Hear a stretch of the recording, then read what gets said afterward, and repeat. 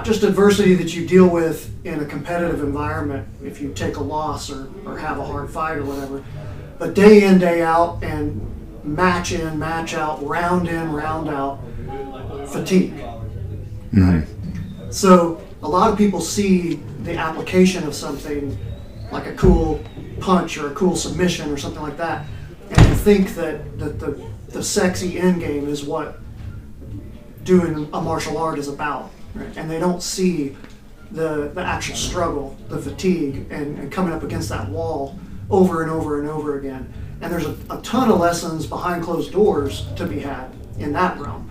So what kind of thoughts do you have from your own personal experience or coaching other people who are dealing with that same struggle, because everybody has to deal with it. There's no way around it. When you get tired, everybody gets tired, and that applies outside these venues.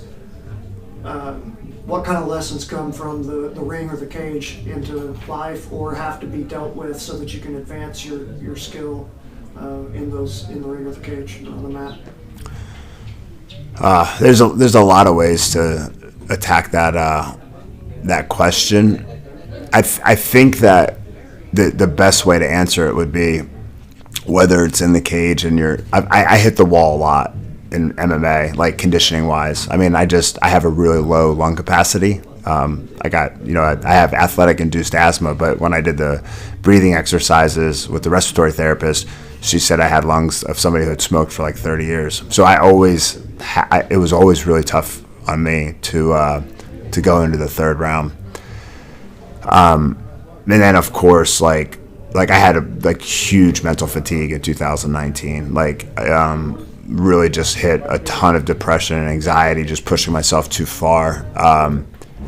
But it was never debilitating. I always went to work. Most people didn't notice it, and so just fighting, you may not feel like you can execute this big movement in the fight, but as long as you're making small gains or small efforts, then you're still progressing no matter how slow it is. If I'm flat on my back and I'm down 2 rounds and I'm tired, if I just stop, I die, right? I lose. And so if I'm just getting my hand in on that bicep and just inch by inch, ever so, getting on my side, that's still progress, and that's gonna lend itself to more opportunities. And it's like that. Yeah. But when you stop inching your way forward, and that's when you lose the momentum. And then that's when things really go bad. So I showed up to work every day, no matter how bad I felt, and I didn't always do that in fighting. I would stop, thinking I could restart in the next round, I'm going to recover this round, and those are mental traps that, luckily, I've had, and I can articulate them very well to fighters because I've experienced them. So yeah, just incremental progress. As slow and as minute as it is infinitely better than just stopping. So that's how I deal with it, is just, you may not hit it out of the park today, but even if it's just what it's like when you have a ton of emails to respond to, it's I'm just going to respond to 3. That sense of accomplishment of just doing those 3 is so much better than putting the 20 off until tomorrow. So I'm just going to do 3. And then when you're in there and you do the 3, you're like, fuck it, I'm going to do 3 more. Right. Because I'm here already, and it wasn't as bad as I built it up in my mind. It's easy to bundle all that together in one thing. You have 20 emails, and instead of saying you can do 3, it's easy just to put it together. If this is too big, there's no way I'm going to get this done, so screw it. That's what stopped me from investing in stocks my whole life. It's I'm going to start with 10 grand. Right. You know what I mean? It goes up 8. Yeah. And so just not seeing the big picture in the process. And now I'm literally I set a really large goal for myself. It's an 8-year goal, and I broke it down into yearly goals, and then I broke that down into well, how can I achieve that per year? And we'll see how it plays out, but.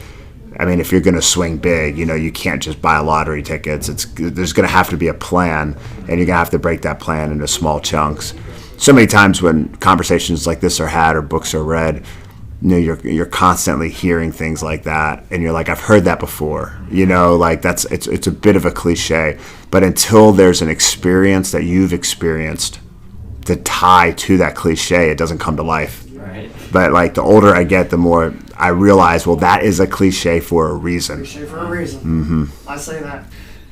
That's one of the reasons I'm a big believer in training, is exactly what you just said. If you have, having a physical thing to tie to the mental lesson just drives it home. Mm-hmm. And there's different ways to get that. Jiu-jitsu's not the only way, right? Agreed. But it's a good way. Yeah. And you made me think of another one, like with the email example. I remember this was a really powerful, I think the author was Byron Tracy or Brian Tracy, but it was my senior year of college is when I got this. One of my team leaders in the military gave me this book. And the concept was this: breaking down time frames into 15-minute increments, and then even breaking those in half to 7.5-minute increments. And one point that he made in the book is, like, say you're sitting around the house and you're going to meet your buddies in 22 minutes. Right? It's very easy to see a mess in your apartment, right? And be like, it would take an hour to clean this place, and I gotta see my buddies in 22 minutes, so I can't do anything. That's the same mentality that's like, there's 56 emails to answer, and I gotta go have lunch in 10 minutes. I can't answer my emails. And what he said was, time yourself on scrubbing up some dishes, sweeping up the floor, rearranging the bathroom, and throwing in a load of laundry, and literally find out how long that takes. You might be surprised. You can do it in 5 minutes and 30 seconds. And then you'll learn, it's a powerful thing to learn, like, man, I have 3 7-minute increments before I go meet my buddies. So I could actually scrub dishes, spray down the toilet in the bathroom, throw in a load of laundry, do all this stuff, brush my teeth. I've got a 7-minute increment, and then I can still have a cup of coffee before I go see my brothers or my buddies, right? Instead of just wasting that 20 minutes because you don't have an hour, because you think it takes an hour to clean your apartment. Yeah. That's all a mental trick that you play on yourself, and it just piles up, same as the emails.